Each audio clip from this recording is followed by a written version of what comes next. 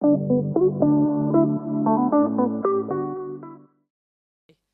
everyone. We're running a bit late, so let's jump straight into it. I'm Gigi, here as your president, and I'm going to be moderating this first section of questions to candidates. The format is really simple. You're always going to have 1 minute to answer every question. I'm going to hold you to the time. I'm going to bang on the table when you have 10 seconds, and then I'm going to ask you to wrap up when your time is over, okay? We've thought the questions out in a way that each of you get a chance to go first and go middle and da-da-da, so I'll just call out your name, and then from the minute that I call you out, you have a minute to speak. So I would encourage you to start speaking as soon as I call on you. Is that clear for everyone? Yes. Fantastic. All right, so we'll start with a 1 minute introduction from each of you, and we're going to start with Dan. Yeah, great. So my name is Dan. I'm a PhD student from Education Department, and I'm running for Postgraduate officer this year. I'm always passionate about improving students' overall well-being, mental health, and their experience in our university. I've been a student ambassador in our university for 3 years, and I've been conducting the experience of postgraduates in our university for 3.5 years. So based on all of this, I am confident to say my manifesto and my plan are research-based and evidence-driven, so it can truly reflect what our students need. And I also feel like SU, this is a very powerful platform. I've seen many positive changes through SU's efforts. So I believe on this platform, in this role, I can turn all of my ideas, like my 4 priorities in my manifesto, into ideas, into reality. So let's come together and build a more inclusive, more empowered and connected postgraduate community. Thank you. Thank you, Dan. Rachel, over to you. Hello, everyone. My full name is Rachel Junjun Yang. I'm from Emrise Education, postgraduate. So I'm running for the role of PGT representative. I have the background of working in PR and also journalist and also teacher in international school. And after I transferred my role from a teacher, then now I became a learner. Then I know there's a gap between these 2 roles. And after the first term I studied in Uni of Bath, I found that SU is such an awesome community and gave me the feeling of belonging. So, and also I heard many voices about students from, sorry. Okay. All right. Thank you. Lynn? Yes, so thank you for everyone attending this meeting, whether it's virtually or physically, as it's really early in the morning, and I hope you enjoy the whole questions. So I'm Lin. You can call me Lin, whichever Lin you're choosing, and I'm running for the role of postgraduate officer for this year. I am committed to build a more supportive, connected, and more vibrant community for all students, whether undergrad, postgrad, and everyone, part-time and full-time, mature and younger students. And as Stan said, there are a lot of positive changes during the whole year for our SU, due to our hard work of our SU officer. But I still see some gaps in our delivery and reality or our goal, to which I am planning to do more accessibility audit to see whether it's physical accessibility gap or physical or financial, and also more cross-cultural events for students from all backgrounds to improve our inclusivity, and also our academic and career supports during all kinds of workshops and events. Thank you very much, and I would like your support in this election. Thank you very much. Sanya? Hi, I'm Sanya, and I'm running to be your next postgraduate officer. I'm doing my applied clinical psychology master's in Bath, and as a psychology graduate, I understand the importance of well-being. That's why I want to advocate for faster and quicker access to mental health support for each and every student, not just postgraduates. Postgrad life is tough and uncertain. It can be overwhelming, but I want to be the change that will help you overcome these challenges. I will be your voice and your thoughts put into action. Thank you. Thank you very much. Sweekar? Hi everyone, I'm Swika Singh and I'm very excited to be running for the post of postgraduate officer from the corporate sector. And I understand the challenges which a postgraduate student faces in their day-to-day life, whether it's balancing academics, finding career opportunities, or just feeling connected to the university community. I'm standing for this role because I believe that every postgraduate deserves a stronger voice, a better support, and more opportunities in their careers to thrive. If elected, I'll work on creating some tailored events and networks so that the postgraduates from all the courses can connect. And I can also ensure some mental health well-being initiatives and academic resources that are accessible to all. And advocating for more career workshops is also one of my priorities.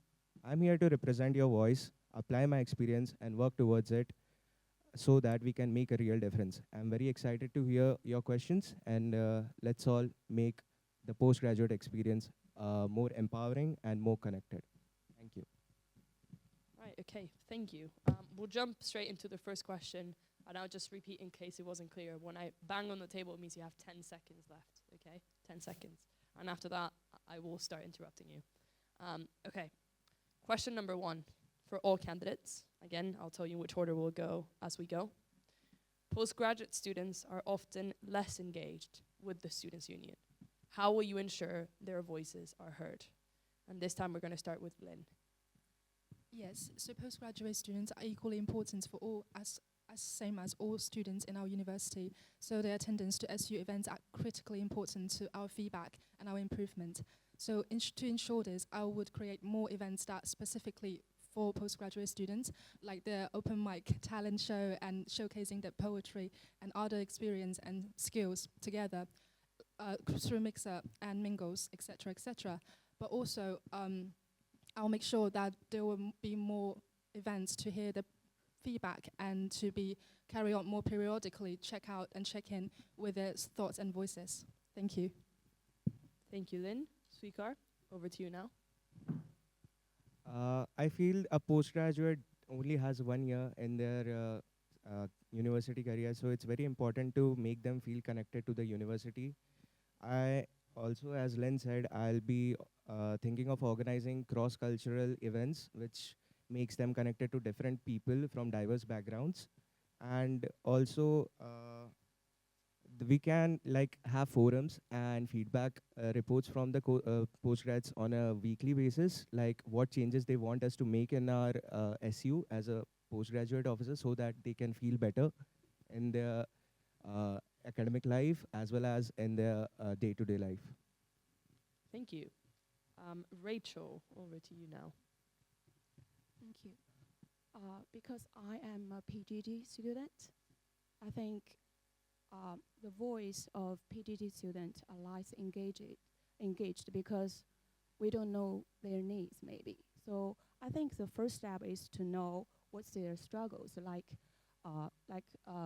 previous Jessica said, we only have 1 year's experience. Like we want to make the most and the best of this year.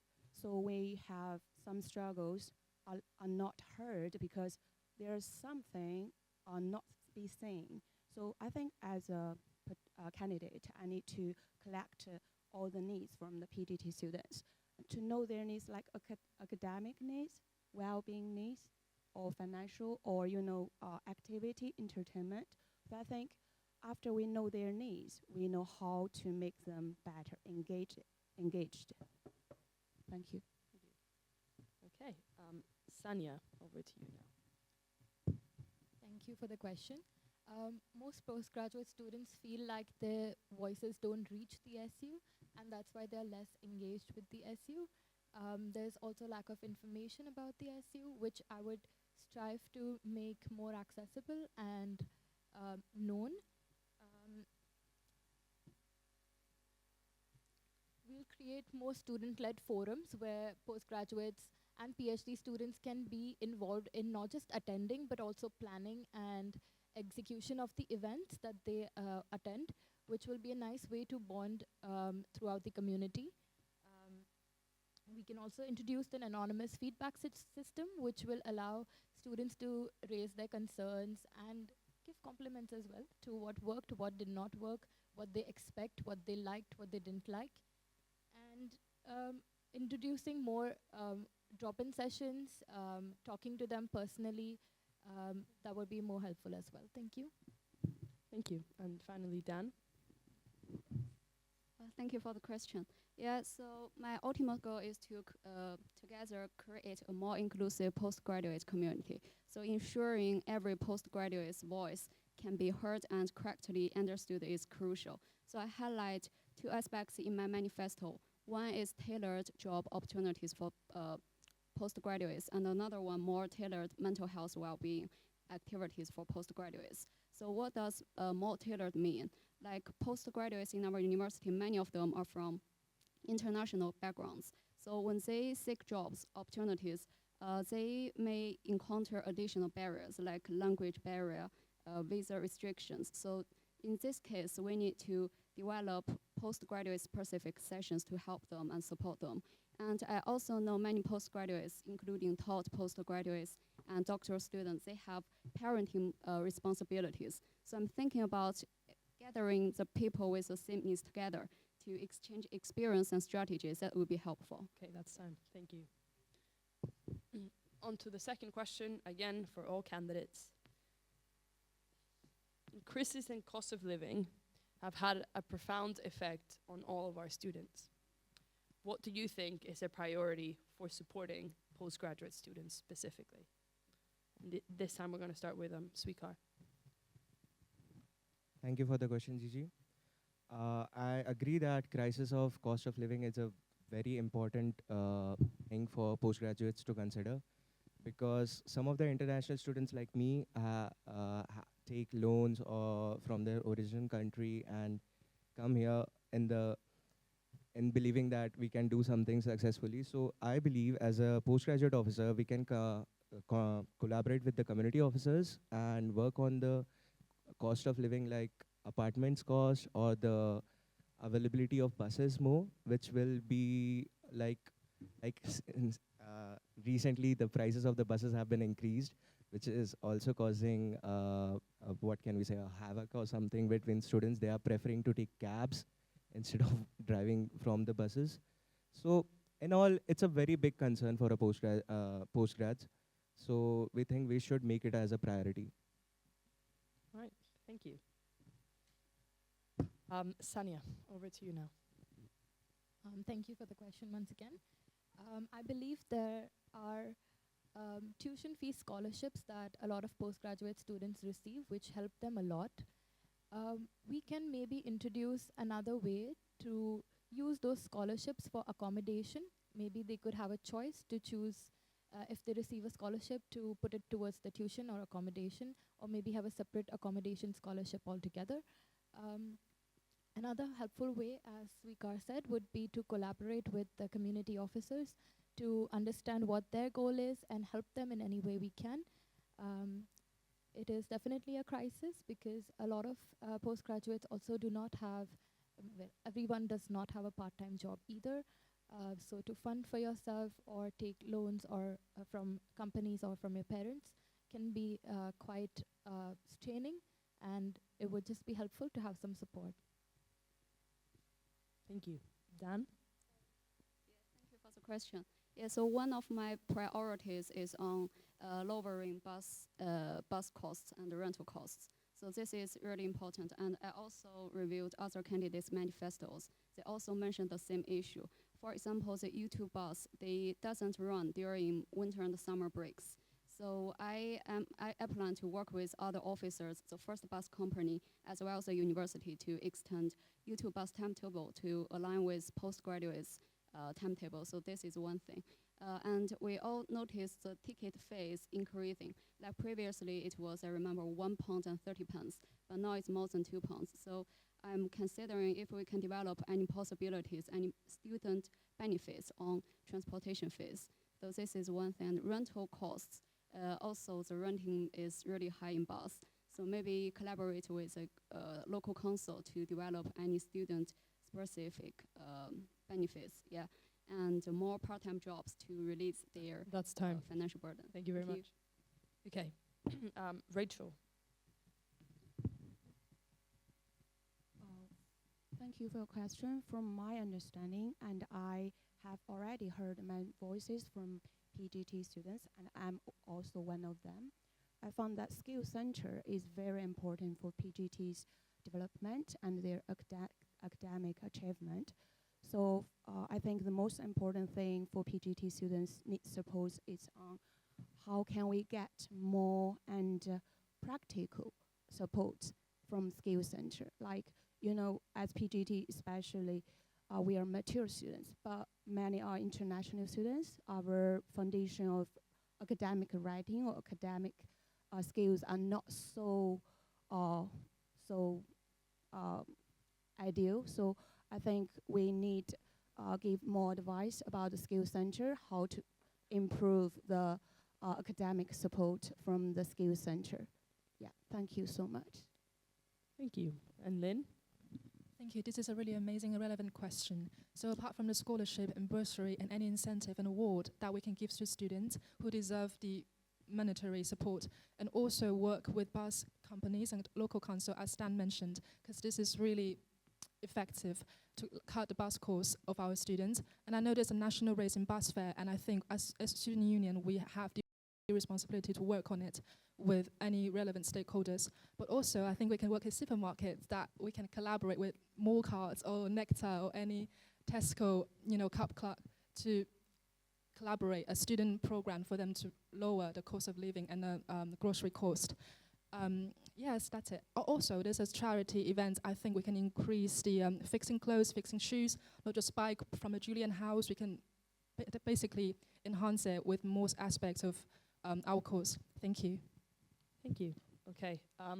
For the next question, we're going to change the timing format a bit because I appreciate that me knocking on the table might be a bit disruptive. So Amber, our education officer here in the front, is going to give you the timings, okay? But the same format applies. You get a 10-second warning, and then I will interrupt you if you go over time. Okay. Third question for all the candidates. In your manifestos, you have talked about professional development for postgraduate students. What is your solution to resolving this issue? And we're going to start with Sanya. Yes, professional development and career growth is one of my 4 priorities that I mentioned in my manifesto. What I believe is bridging the gap between students and academic advisors. I feel like we have so much to learn from them, so much guidance that we can get to them, but we only limit our interactions to assignments and deadlines, but we can do so much more than that. So bridging the gap between the students and the advisors would be one way to go. Another way would be having more clear and more focused career workshops tailored to a specific career path, especially for psychology students. I feel like being one of them, it's a little uncertain and unclear with us. So I would advocate for more clearer and more specific tailored career workshops as well. So those are my top 2 priorities for career growth. Thank you so much. Right, thank you. Dan? Thank you for the question. So one of the priorities in my manifesto is on stronger academic support for postgraduates. So this includes how to make more postgraduates realize there are lots of useful academic resources in our university, like in the library. And we also have a Marsh Mathematics Center, and also lots of resources in Center for Learning and Teaching and the Doctoral College. So my plan is to organize a specific session to spread this kind of useful information to all postgraduates. Like doctoral students, when they start their doctoral study, they have an induction to specifically introduce what kind of resources they can use in our university. So it's a really strong repertoire in our university. And other thing, I think stronger academic support, not just limited to the resources, also concludes research funding, like how to support research students and postgraduates research-related activities like lab experiments, some research-related activities. That's really time, thank you. important. Sweekar? Thank you so much for the question, Gigi. I feel like navigating the job market while pursuing your postgraduate studies can be quite overwhelming. Uh, there are a few things in my mind which I feel that can be introduced for postgraduates. Like we can introduce careers fair for postgraduate specific, because the careers fairs which we have in uni is more centric to undergrads. Because as a faculty rep of the School of Management, I got this feedback from a lot of my cohort students. I also think we can implement some networking events and alumni connections like buddy programs, where the last year students can provide their insights to the this year students by giving them industry specific ideas.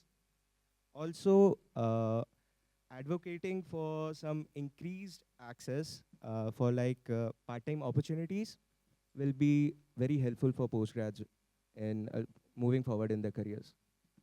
All right. Thank you. Lynn, over to you now.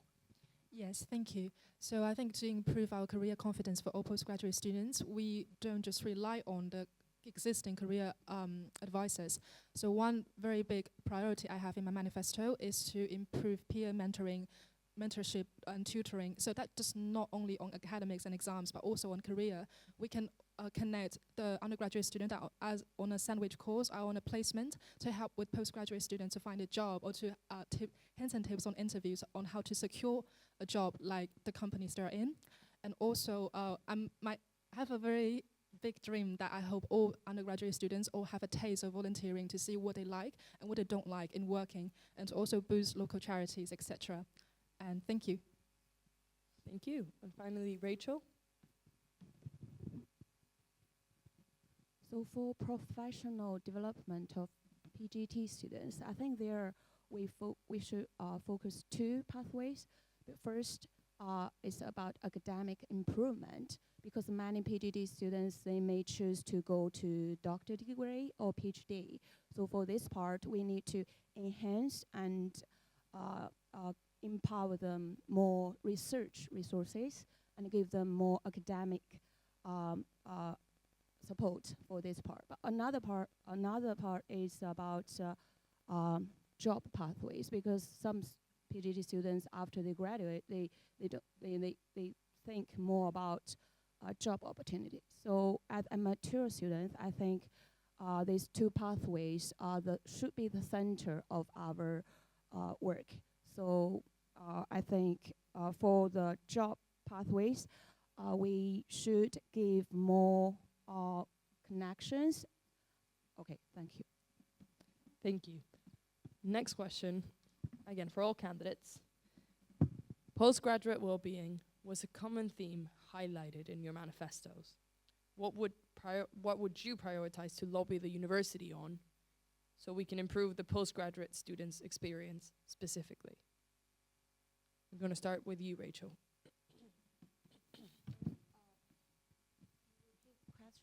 Yes, yeah, that's all right. Again, okay. Postgraduate well-being was mentioned in all of your manifestos. What would you prioritize to lobby the university on to improve this specifically? I love this question. I think it's very true that no matter undergraduate and for PGT student or even PhD, I mean, there are some voices are unheard. Like I know myself, sometimes even struggle in the corner, and I don't know. Yeah, I know we have well-being center to us, but sometimes I think for the university, we need to reach out each department. I mean, for all majors from different departments, and we need to reach out more. Like now, I think because sometimes it's hard to say I need help. So I think for the well-being part, can we university like reach out more in different ways to our students to make them feel your voice is important? Because I think for mature students, sometimes it's hard for us to say, I really need help, because we want to figure it out ourselves. Yeah, thank you. All right, thank you. Lynn, your turn now. Yes, so student well-being is critically important, not just for undergrads and also postgrads, masters and PhDs.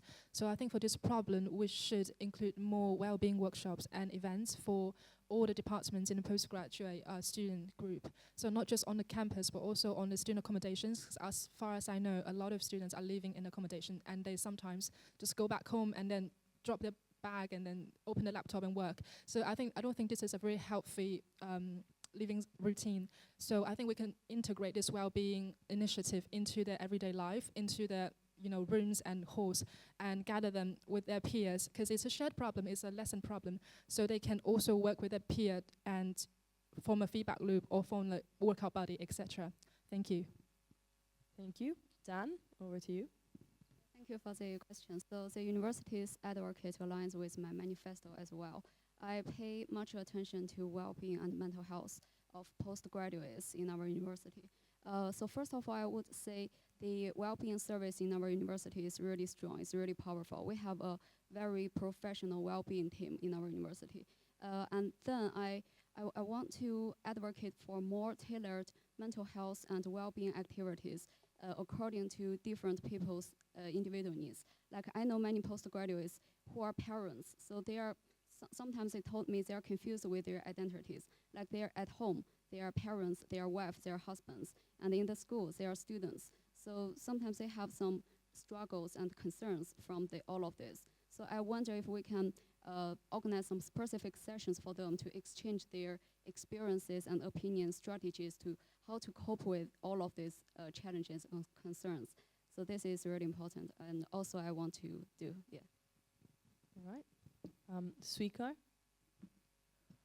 Hello. I think university life is much more than just the academics, and students' well-being should be considered a very much priority as equal as the academics. As everyone just said here, like we can organize regular social events more frequently and networking events so that students do not find it very difficult to connect with other courseworks people.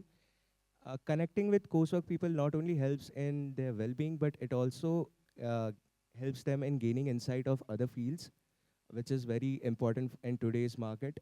So basically, it's like we're helping them getting more insights regarding their employability as well as their well-being. I think we can ensure some 24/7 therapy sessions for students who find it difficult to make friends in the first week, because it will help them be a better person and be in a better state of mind. All right, thank you. Sanya, over to you now. Thank you. All my fellow candidates have given such brilliant inputs. Adding to that, we all know that mental health services exist, but sometimes accessibility can be an issue. And what I would like to work on is reducing wait times. As a psychology graduate, I understand the importance of mental health and well-being, and I myself have been on a wait list for the last 5 weeks to get access to a mental health support. So for me, that would be the number one priority, reducing wait time, and advocating for more counselors to be on board and crisis support for students, pushing for postgraduate specific tailored support with resources focused on postgraduate stress like research, balancing part-time and coursework, anxiety, and sometimes imposter syndrome, and normalizing conversations about mental well-being. Thank you. Thank you very much. Okay, on to the next question. Doctoral students are treated as students in some situations and as staff in others, meaning that they can experience the best and the worst out of both situations. What would you do to ensure that the Students' Union effectively supports doctoral researchers? We're going to start with you, Dan. Yeah, thank you for the question. Yeah, I appreciate this question quite a lot because I'm a PhD student in our university, and I feel our voice is kind of missed in our university. So one of my advocates in my manifesto is to highlight our doctoral students' voice. But it's not like I just pay attention to doctoral students. I also pay attention to master students, because highlighting one group's voice is also means it's equal to highlighting another group's voice. So in this case, I would like to pay attention to stronger academic support. So for doctoral students, going to conferences, publications, and some lab experiments, research-related activities, they are quite very important. And I noticed if the students they go to the laboratory, they are charged by a little amount of money. So this could be an issue, and this amount of money is increasing. So I plan to develop more academic support, funding support Okay. in this regard. And that's time. Thank you, Rachel. Dan. Sorry, over to Rachel now. My bad. Thank you for your question, Gigi. For doctoral students, because I have friends like Huai, she's a doctor student, and I think from my perspective, I think for academic part, they are awesome already. So, but I think the most important thing is how can we know the real role of a doctor student? Because sometimes we assume like they are perfect, like they have no struggles. So I think for this part, the best way to know their struggles and to help them is sharing. Like we need have a workshop or some connections with PGT students and the doctorate students together, and sharing and be shared. I think when voice is heard and many problems will be solved. We need to have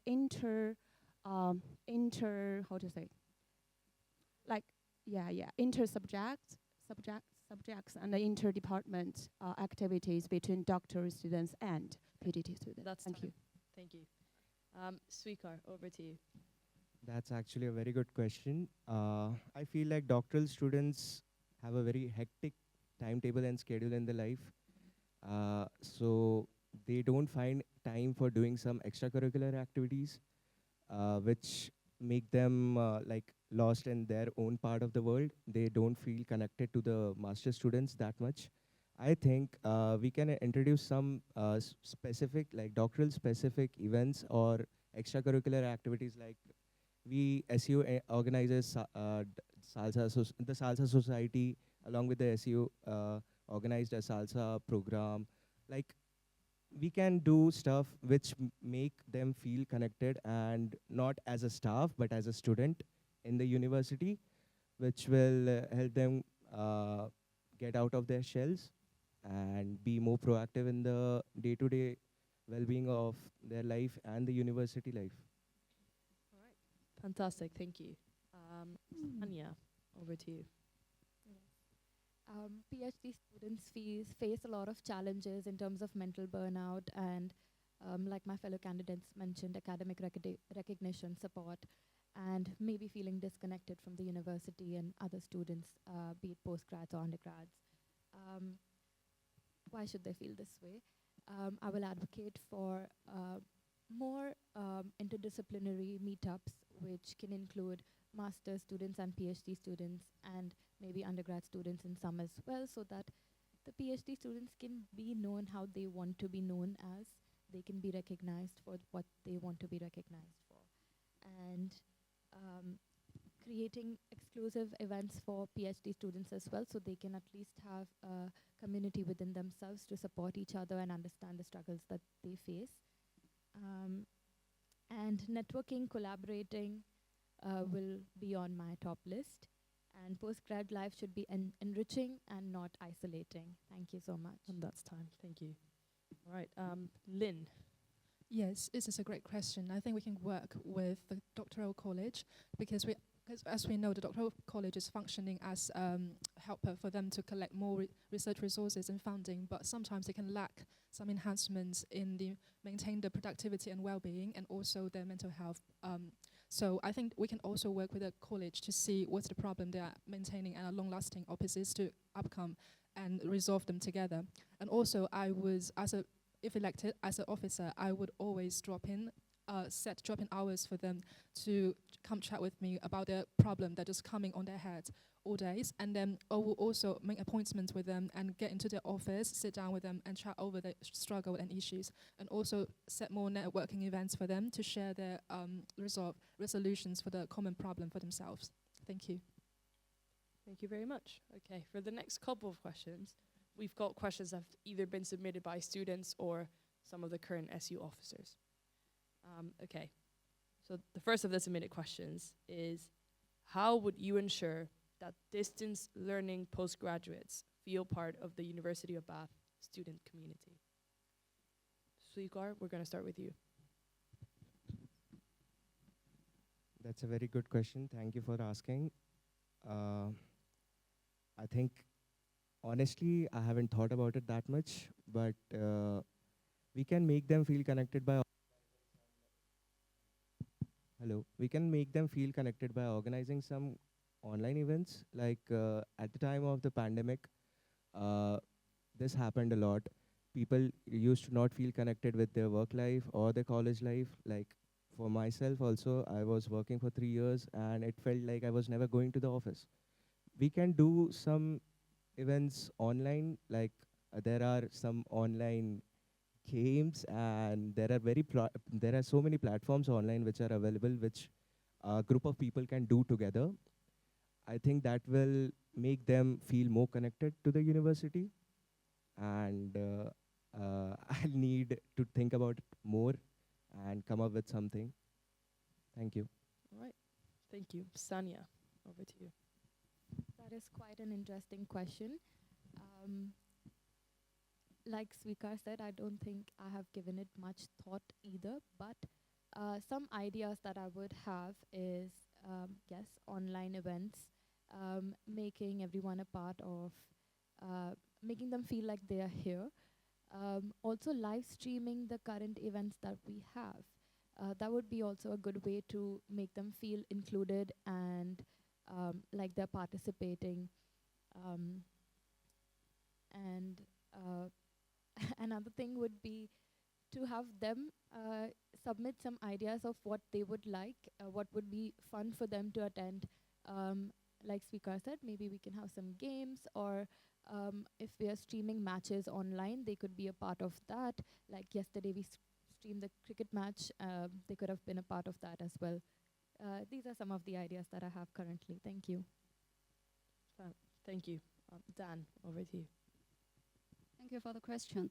I would say Teams meeting is really important. Since COVID-19, people start to increasingly use Teams meeting as a communication tools. So I would say all the activities, seminars, talks organized in our university could be conducted both online and in person. So in this way, the distance learners, they can also engage in the whole session. And well, I can share an example. Just yesterday, I got a friend. He's living in Barcelona, and we just organized a very.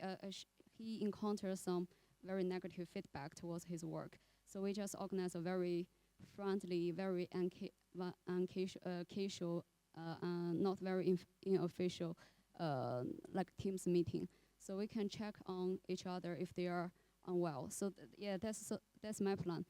All the activities should be conducted like on both online and in person. All right, thank you.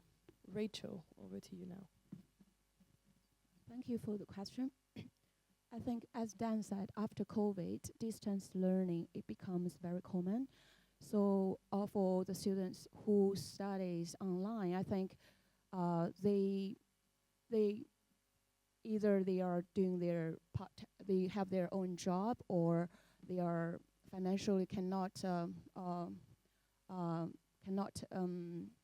fulfill the full-time study on campus. So I think there are two ways to enhance the connection. The first one is, except the academic teaching part, the uni can organize inter-subjects or inter-department online seminars or such activities by hobby, can connect them together. Hobby is a good way to connect. Another way is about offline, like at the beginning of the term, they can arrange a time at the end of the term, maybe by region, people online, by region, they can meet up one time, one semester. Thank you so much. Thank you. And finally, Lynn. Yes, so for this question, I'm thinking about clubs and societies that they can join virtually. For example, they can just streamline or being a coach to the team and manager that can also manage the other issues for a football team, etc. But also connect them with the local charities or non-profit organizations and get them into the volunteering work that can attend again virtually, like telling stories to the children in a museum and giving advice or consulting to other organizations, etc. And also, as Rachel said, we can organize regional meetup for all the students in a nation that are learning distantly and get them to discuss with them, and we become virtually to the meeting and share with what's happening here and what's interesting, what's important, etc. Thank you. Thank you very much. Okay, and then for our final submitted question, before we move on to the closing statements, how would you approach your role of representing postgraduate taught students, so PGT students, and doctoral students, if a decision needed to be made which would positively impact one, but negatively impact the other group? Okay, and we'll start with Sanya for this one. Wow, putting me in an ethical dilemma right at the start. But okay, so ensuring well-being of the whole postgraduate group as a whole is the priority. If a decision is a win-lose situation, then we would have to come up with a middle ground which would not necessarily negatively impact the losing group as much. It depends on also the situation that we're facing, and the kind of way that I would approach the decision basically would be to ensure that the negative impact is reduced to a minimum and their well-being is still a priority, whether the decision may not be in their favor as much, but the well-being should be. Thank you. Thank you. Dan, over to you. Yeah, I think my plan is to have a survey across our postgraduate community, like I usually do before. So in this way, we can really understand what our students really expect and their voice. So in this way, we can get more postgraduates included in the whole discourse. So the survey is really important. Like I mentioned in my manifesto, 4 priorities, like bus and rental costs, academic support, and mental health, well-being support, and job opportunities. So I would like to understand their expectations regarding the 4 aspects, because that's my 4 priorities. On top of that, their other additional expectations is also important. So the survey can also tell me the answers. And then I'm gonna collaborate with other SU officers, the university, as well as the doctoral college, UCU, to figure out what we can do to best encourage them. Thank you. Swikar? To be honest, that is a very difficult question to answer because it puts us candidates in a ethical dilemma to go with what we choose. In my opinion, it really depends on the situation. Like Sania said, we can make the losing side, like for example, the postgrads are getting negatively impacted. We can reduce that negative impact, and which will not demoralize them mentally, and they will continue to have faith in the SU in the future for that. And yeah, that is it, because it's just kind of a situation which is quite difficult to handle currently, and I need my prep time for answering this question, to be honest. Thank you. All right. Thank you. Lynn, over to you. Yes, so I believe there wouldn't be a policy that needs to sacrifice any of the parties' benefits, because all the students are equally important and they should be entitled to access all the thing that are entitled to do. So for example, if there is a situation that, for example, like a spare new study room, who should I give it to? There's limited capacity. If that's the case, I would investigate what's the underused study room in the whole campus and other buildings, and to reform and transform the booking system to see how we can get every place into optimized use. So I don't think there will be a situation where I will give up any party's benefits. Instead, I will take an investigative and survey approach and make decisions based on the data we collected. Thank you.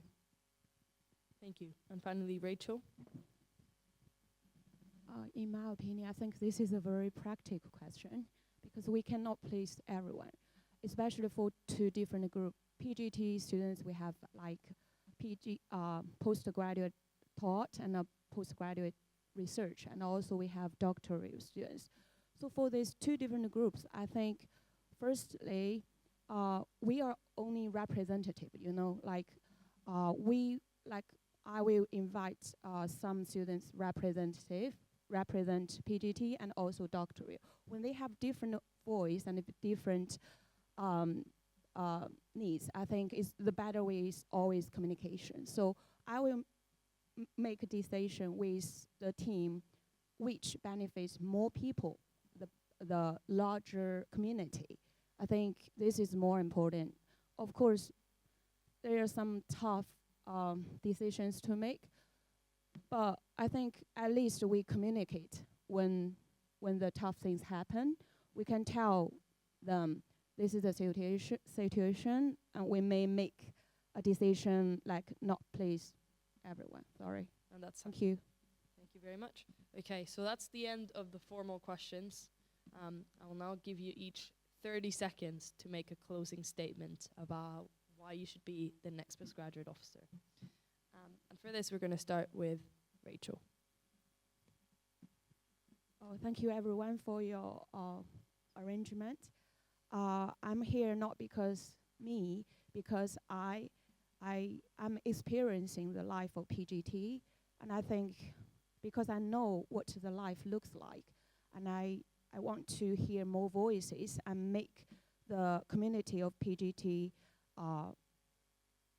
better and make people's needs are meted and their voices be heard. And like our university says, we belong in Bath. Thank you. Thank you very much. Okay, over to Lynn now. Thank you everyone for your listening to our amazing answers of our fellow candidates. So for me, join me and let's make our time in Bath more unforgettable and meaningful. Let's make our community more vibrant, connecting and supportive everyone, and represent all the voices that are unheard or unrepresented. Thank you. Thank you very much. Dan? Thank you very much. I'm Dan Zhao, and if you want a postgraduate officer who truly understands you, who will listen to and respect your voice, and who will make real action, vote for me. And I'm always here to be your voice, your support, and your advocate. Okay, thank you. Sweekar? Thank you all for your time and engagement. I would say that I'm very passionate about making life at Bath more rewarding rather than being stressful. And if you believe in this vision, please vote for me. I'll be honored to be your postgraduate officer for the next year, and together let's make a change for good. Thank you. All right, thank you. And finally, Sanya? Thank you so much for everyone who's listening. Postgraduate life should be about thriving, enjoying, and not just surviving deadlines and stress. I want to ensure that every postgraduate, be it a master's or PhD student, feels heard, valued, empowered, and has a great time here. With your vote, I will push for better mental health support, stronger job security, and a more connected community. So if you value a university experience that values these things, vote for me, Sanya Jetwani, as your next postgraduate officer. Thank you so much. Thank you very much to all 5 of you. First of all, for running for the position, but also for all your answers this morning. It's very nice to see people so interested in making the union better. So yeah, round of applause. The video should be uploaded hopefully by tomorrow. We'll let you know when it is so you can share it with your networks and use it on your social media and stuff. But other than that, best of lucks with campaigning and see you around. Thank you so much. Thank you.